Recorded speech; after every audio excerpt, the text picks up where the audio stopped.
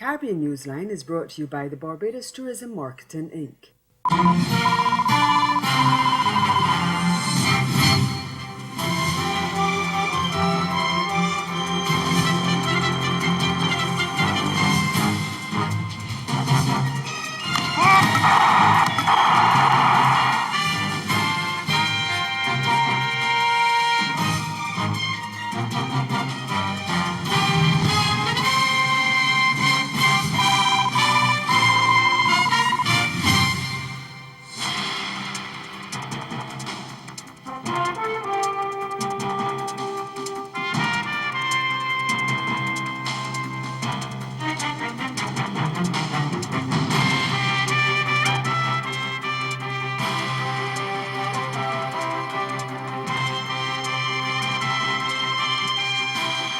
Jamaica's opposition not ruling out legal action to fight controversial identification and registration legislation.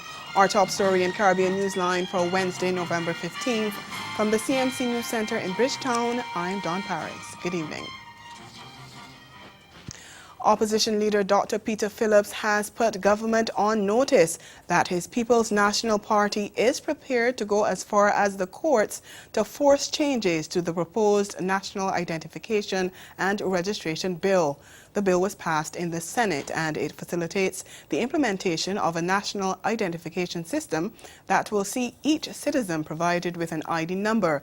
It will require citizens to provide personal and biometric data to get the card. The opposition maintains the bill still has too many flaws and contains some clauses that are in breach of the Constitution.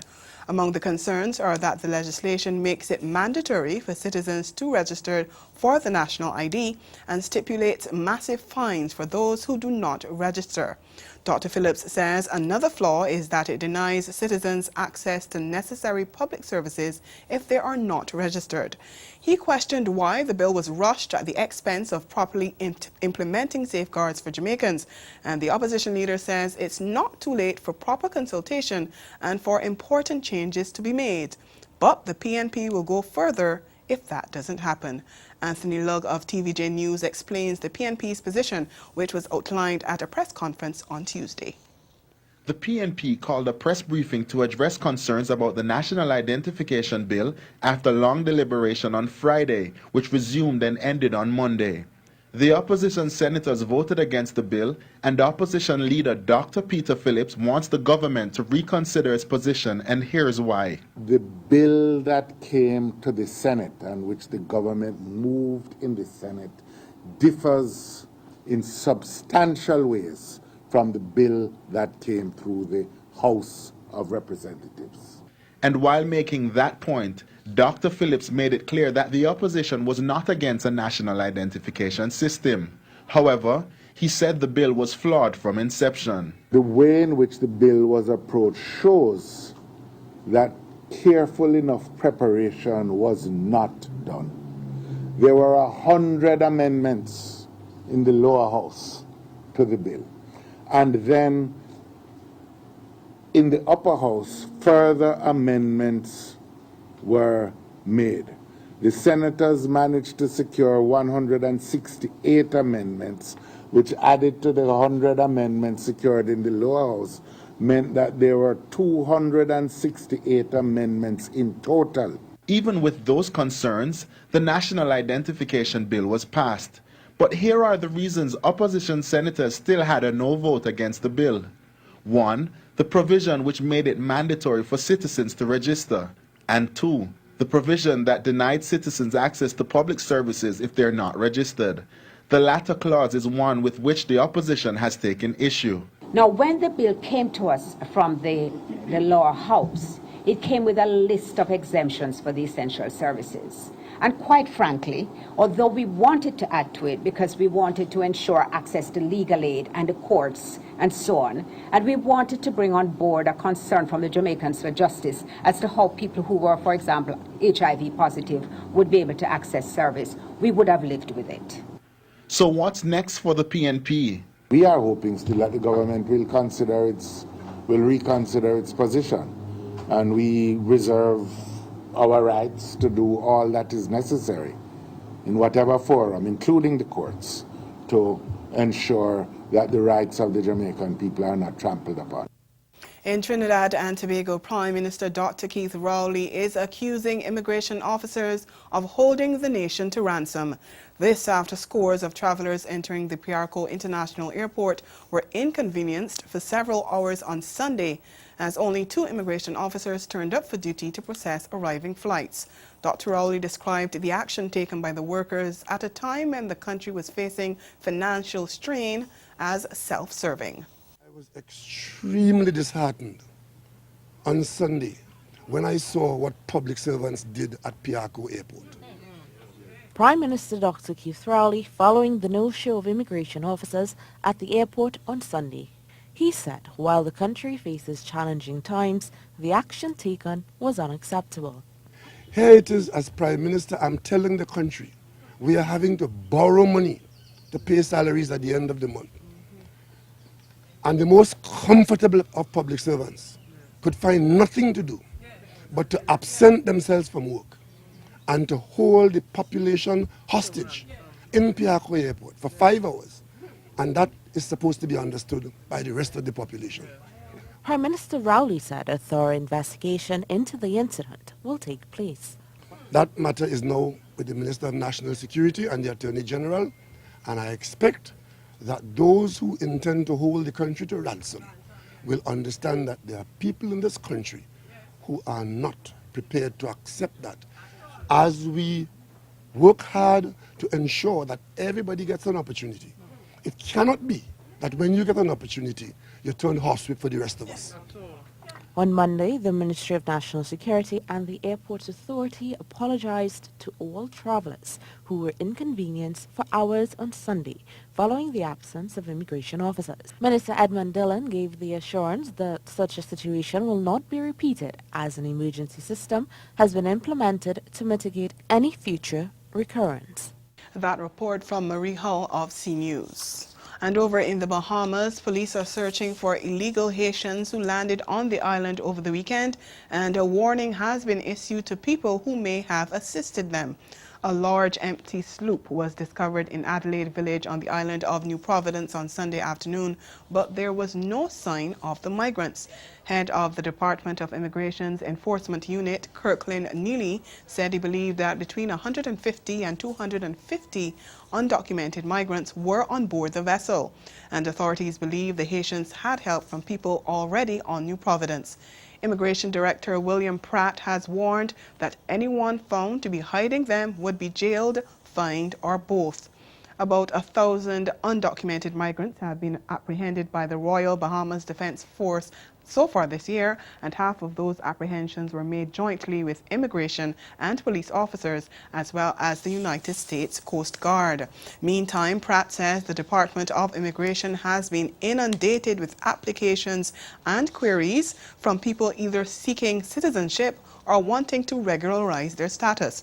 They include people hoping to beat the December 31st deadline for illegal immigrants to get out, and others hoping to catch a fast-track path to citizenship. People are lining off prior to opening hour at 9 a.m. I arrive usually at 8 a.m. I meet people here on the line waiting for entry into the building. So there has been a tremendous influx, and these persons are checking on citizenship, permanent residence, work permit applications. So they are certainly trying to heed the clarion call made by the Prime Minister. Director Pratt says his staff is overworked, and with renovations going on at their Hawkins Hill office, it affects their workday. We just recently trained a squad with 150 officers, and we had deployed them in different areas. So we have a number at headquarters that are assisting us, and they are doing a tremendous job in helping us with this backload or this load. As for concerns that this fast track may attract more illegal immigrants, for example, the recent landing near the Coral Harbor Defense Force base, we are going into the communities and we are arresting illegal immigrants. So far, I just got a call. We arrested about 57 today. As to how many applicants are awaiting the granting of citizenship, certainly we have the persons who were born in the Bahamas seem to be the greater backlog. And I would say several hundreds. Not in the thousands? I don't think it's thousands. And with deadlines looming, the Department of Immigration is working around the clock to ensure they get their job done. At the end of the day, they say their job is to make sure that those that are here have a right to be here and those who are illegal are rid from the country. That report from Clint Watson of ZNS Network News. Ahead in Caribbean Newsline, increase in pensions in Bermuda, but the possibility of an increase in the retirement age as well. That story and more when we return. Stay with us. To the gem of the Caribbean, Antigua and Barbuda. A warm welcome awaits you at our state-of-the-art VC Bird International Airport. I must say that Antigua is in wonderful shape. 5 minutes off the boat and we're already in paradise. Antigua was not that damaged by the storm as much as Barbuda was. The hotels are still open, the beaches are still clean, and the people are still friendly. With Antigua, it's the people that really await you. Hurricane Irma may have hit a little bit, but you can't even tell that it was ever here. The beach is wonderful. I'm having a great time. Everything is just as we remember. No storm damage. We're here and we're open. And we're better than ever. I do a lot of destination weddings, and I see weddings that could happen here, and they would be in love with it. I can't say enough about how in love with Antigua I am. It is one nation, two islands, and I'm loving it.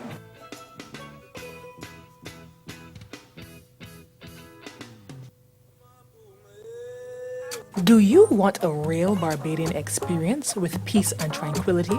A home away from home feeling? Come and stay at Best E Villas. We offer 2 amazing locations to choose from, Prospect St. James or Christchurch. Plan a staycation for your anniversary, birthdays, summer or winter breaks, or any special event. Best E Villas is located in close proximity to our lovely beaches. Call us now at 246-425-9751 or visit us at bestevillas.com and make your booking for the best in villas.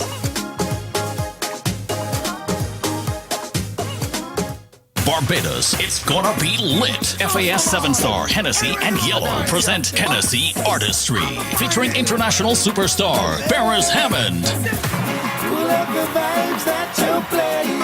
Sizzler, Cry, even tears, Movado, Pasfana Fox, Little Rick, and Nikita. And for the first time in Barbados, Tory Lanez. Hosted by Vane and Peter Coppin, the Hennessy experience of a lifetime. everyone falls in love sometimes. Hennessy Artistry, December 2nd, Kensington Oval. Welcome to the weekend. Hennessy, never stop, never settle. Flaunt your taste responsibly.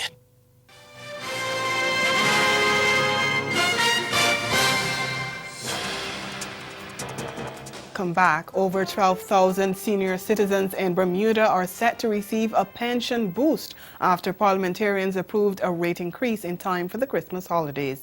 Both sides of the House of Assembly supported the Contributory Pension Amendment of Benefits and Contributions Order 2017, brought by Junior Finance Minister Wayne Furbert. And Furbert has also suggested that seniors may in the future have to work longer to get their pensions, because the retirement age may have to be increased. Labour Party, in its last election platform, promised an annual increase in seniors' pensions based on the cost of living. To that end, seniors will soon see a 1.7% increase on what they receive in their pension checks. Mr. Furbert says, promise made, promise kept. Cost of living increase will take effect as of August 2017, and so the payout is on December 15th, on my wife's birthday. And so the senior should expect somewhere between $80 and $100 more in August when the payment's made out. Reflecting on that money does not grow on trees comment attributed to former Finance Minister E.G. Bob Richards, Mr. Furbert, a certified public accountant, maintains even if that's the case, the well-being of our seniors cannot be ignored. Well, first of all, there's a fund of over $1.8 billion in the fund right now. And remember, that fund is pay-as-you-go, where people or individuals pay into the fund. Even if we made no further increases or obtain increases from individuals to pay into the fund, there's about 11 to 12 years of existing payments for the 12-year period. So funds are there, but we will not ask for the contributory pension until 2018, and the reason why is because individuals have already budgeted their money out for this year because we're looking for a 4.2% increase next year. So there is plenty of funds in the pension fund right now. That notwithstanding, the seniors population on the island is increasing. And according to Mr. Febbert, that could mean a possible change in the retirement age. In 2014, the actuarial report said that for us to make sure that sufficient funds are there in the future, what we may have to consider is increasing the retirement age. So instead of people getting their funds at 65, they talk about increasing to 67 over a 5-year period. And that's something the government, I think, will have to take a look at to ensure, because as time goes on, we have more seniors now in place than ever before. As a matter of fact, I think I mentioned in House that I think we have 10,000 plus seniors on the roll right now, and in the next couple of years we'll probably have 17,000. But that has a serious impact on the contributory pension and how much is paid out. Meanwhile, in the Cayman Islands, Premier Alden McLaughlin has taken aim at private sector pensions and health insurance schemes. He says the current system is failing the British Overseas Territory. We get more in this Cayman 27 News report. The Premier says Cayman's healthcare provision is going to break future governments since the burden of the uninsured citizens will fall on government. He says the current system cannot continue. I don't care how much reserves we build up, it will not last very long. When you have the kind of demands that we have, government cannot continue to carry responsibility for every person in this country who cannot afford health care. The system cannot bear it. Opposition leader Ezra Miller says his team is willing to work with the government to solve the problem and has suggested amendments to the pensions law to allow health insurance to carry over as pension benefit as a solution. Chinese officials have withdrawn an invitation to Trinidad and Tobago Prime Minister Dr. Keith Rowley to attend a high-level meeting in the East Asian country this year. He has instead been invited to pay a state visit next year. Last week, Minister of Legal Affairs Stuart Young announced that the Prime Minister would attend the high-level meeting and then proceed immediately on a state visit. But a statement from the ministry on Wednesday disclosed the change in plans. It noted that on Tuesday, Chinese ambassador to the Twin Island Republic, Ambassador Song Yumin, paid a visit to Minister Young and officially discussed the importance of the development of the relations between the two countries. It stressed that the invitation for the state visit replaces the offer of the high-level meeting in order to strengthen bilateral activities and relations. And ahead in Newsline Sport, the ICC investigates a match-fixing attempt in the recent two-test series between West Indies and Zimbabwe. We'll be right back. Do you want a real Barbadian experience with peace and tranquility? A home away from home feeling? Come and stay at Best E Villas. We offer 2 amazing locations to choose from, Prospect St. James or Christchurch. Plan a staycation for your anniversary, birthdays, summer or winter breaks, or any special event. Best E Villas is located in close proximity to our lovely beaches. Call us now at 246-425-9751 or visit us at bestevillas.com and make your booking for the best in villas.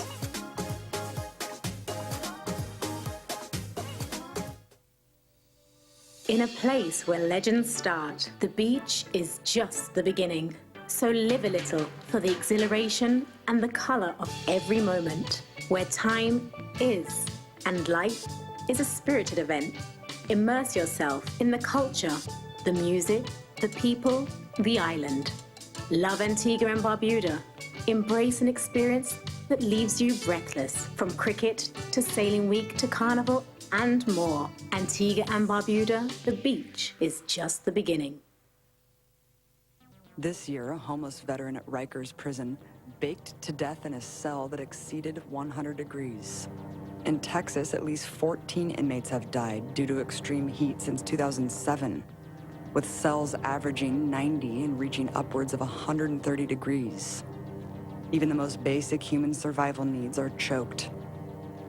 Despite huge budgets, prisons strive to allocate only the minimum food required and of the lowest quality.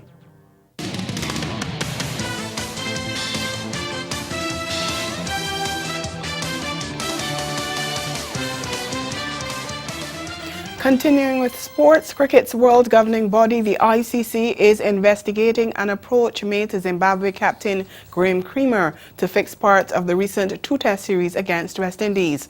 Media reports on Wednesday said that the captain had rejected the approach, allegedly from a former Zimbabwe Cricket Board member prior to the first test on October 21st, and then reported the incident to head coach Heath Streak. The matter was referred to Zimbabwe Cricket and then to the ICC, which has since confirmed that its anti-corruption unit is investigating. An ICC spokesperson was quoted as saying that the cricket body could confirm the ongoing investigation but could not comment any further on the matter. The test, played at Queen's Sports Club in Bulawayo, saw West Indies win by an innings and 17 runs inside 4 days. But Zimbabwe hung on for a draw in the second test at the same venue, leaving the Caribbean side with a 1-0 series win. West Indies are expected to face a fiery test in their only tour game later this month after selectors on Tuesday named the exciting pace trio of Lockie Ferguson, Adam Milne and Scott Cuggledin in a strong New Zealand's A side for the three-day match in Lincoln. The 26-year-old Ferguson has impressed in 7 one-day internationals and 1 T20. The experienced 25-year-old Milne has played 40 ODIs, while Cuggledin, also 25, has played a single ODI. Todd Astle and Colin Munro, both with Test experience, have been included in the side as well, while wicketkeeper Tom Blundell has also been named in the 11 in what could be a trial ahead of the Test series. West Indies, currently in a preparation camp in Australia, will face New Zealand A at the Burt Sutcliffe Oval starting November 25th, ahead of the first Test in Wellington on December 1st. Still in cricket, Jamaica Scorpions will be strengthened for their trip to Warner Park in St. Kitts to face Leeward Islands Volcanoes, with regular captain and frontline spinner Nikita Miller returned to the squad. The 35-year-old, who is Scorpions' most experienced player, missed the first 3 rounds while recuperating from a recent surgery. Despite his side's struggles, left-armer Miller was the leading wicket-taker in the last 4-day season with 58 scalps and boasts 461 wickets from 90 first-class matches all told. Without Miller, Scorpions had failed to win a match to date and are 1 from bottom of the 6-team standings on 18.2 points. They lost to 3-time reigning champions Guyana Jaguars by 263 runs in the opening round before drawing with Trinidad and Tobago Red Force in the second round fixture and then with Barbados Pride in Kingston last weekend. Kieron Pollard's match-winning half-century trumped Carlos Brathwaite's career-best maiden 2020 50 as Dhaka Dynamites rallied to beat Kuluna Titans by 4 wickets with a ball to spare in the Bangladesh Premier League on Tuesday. Sent in to bat, Titans reached 156 for 5 off their 20 overs, with the West Indies T20 World Cup star Brathwaite top scoring with an entertaining unbeaten 64 off 29 deliveries. South African Riley Rousseau chimed in with 34, while Nazul Hossain scored 24, as West Indies off-spinner Sunal Narain finished with 1 for 22 from 4 miserly overs. In reply, Dynamites were tottering on 41 for 5 in the 9th over, but Pollard produced a superb rearguard action, belting 55 off 24 balls to get his side over the line. Jahurul Islam supported with 45 not out, while Shakib Al Hassan chipped in with 20. Barbadian Jofra Archer claimed 1 for 26 from his 4 overs, but Brathwaite failed to have the same impact with the ball as his 2.5 overs leaked 34 runs and yielded a single wicket. The victory lifted Dynamite's top of the standings, but only on net run rate, as they were tied on 6 points with Camilla Victorians and Sylhet Sixes.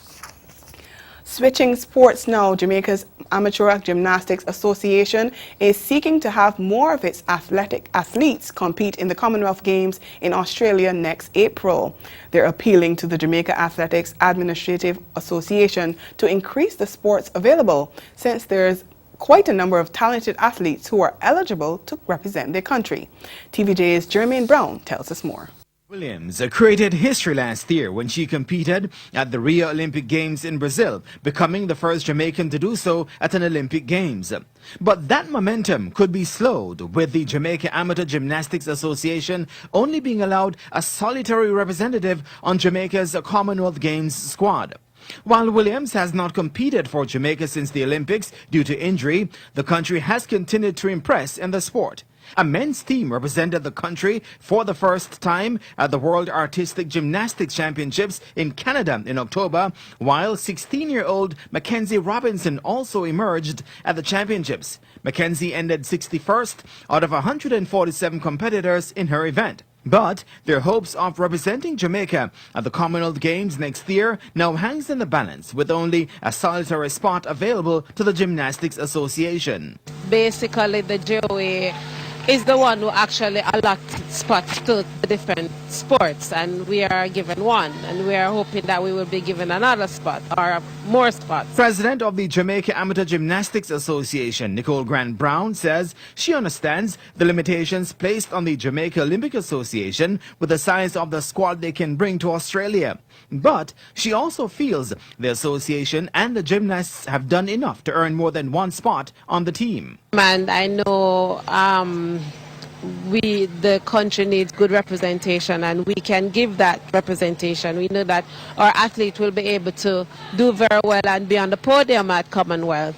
So we're hoping that we will be able to get another spot. Meanwhile, Robinson says competing at the World Championships in October has given her the experience and drive to compete at next year's Commonwealth Games. It gave me a really good experience at a very young age. The youngest you can be to get into that competition is 16, so I was the youngest age you could be, and I was competing against some older ladies. The Canadian-based gymnast says continued international exposure is important to grow the sport locally. And we end our sports segment with boxing. 3 amateur boxers from the Cayman Islands were victorious at a recent championship in London.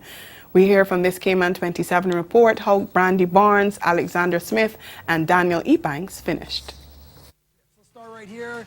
Brandy Barnes fighting at 48 kilos, her first amateur fight of her career. She would win via judge decisions over Seema Sake. Next up. Nice there. Next up, it was, of course, the pride of West Bay. Daryl Ebanks taking on Tim Ola of London. Remember, Ebanks dropped down to middleweight, and it would be Ebanks with the win also via judges' decision. And one more. Let's take a look at a nice little picture here.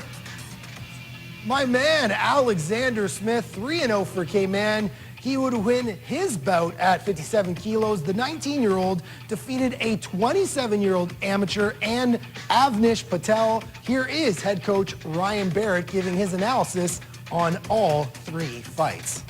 Brandy for the first 2 rounds boxed beautifully, winning comfortably on points. Alex was pushing this guy around and really giving him a torrid time. Daryl really opened up and busted this guy up, ended up near enough shutting both his eyes. He had 2 big marks under one under each eye. And that's the sport. We'll be right back. Caribbean Newsline is brought to you by the Barbados Tourism Marketing Inc. Join us from November 16th to 19th, 2017 for the Barbados Food and Rum Festival, where acclaimed Barbadian chefs and mixologists are joined by Chef Jean-Georges of the U.S., Chef Tom Akins of the U.K., Chef Chris De La Rosa of Canada, to create dining experiences to delight the senses. Visit goingplacestravel.com to book your packages and visit www.foodandrum.com for more information. Grow your business or promote your event through the services offered by the Caribbean Media Corporation and Carib Vision. Our distribution provides a platform on cable, terrestrial television, and websites. We cover carnivals and events from across the region. We can bring your event live and alive to the world. For music makers, program producers, businesses, we can expand your reach to in excess of 2 million households daily. Our other services include news updates to enhance your media products, studio space for program and development. We can facilitate the launch of new products and services and training. Contact us and we will help you unleash your creative ability, develop products and services, and provide the medium to watch them grow. Contact Loretta Skeet at cmccaribbean.com or call her 1-246-467-1044 or 1-246-253-3889. Call and book your carnival or event today. Again, the major developments of this day: Jamaica's opposition not ruling out legal action to fight controversial ID and registration legislation. And in sport, the ICC investigates a match-fixing attempt in the recent two-test series between West Indies and Zimbabwe. That's Caribbean Newsline. For news and sports around the clock, log on to CanadaNews.com. We'll be back here again tomorrow, but from all of us at CMC News, thank you for watching and good night.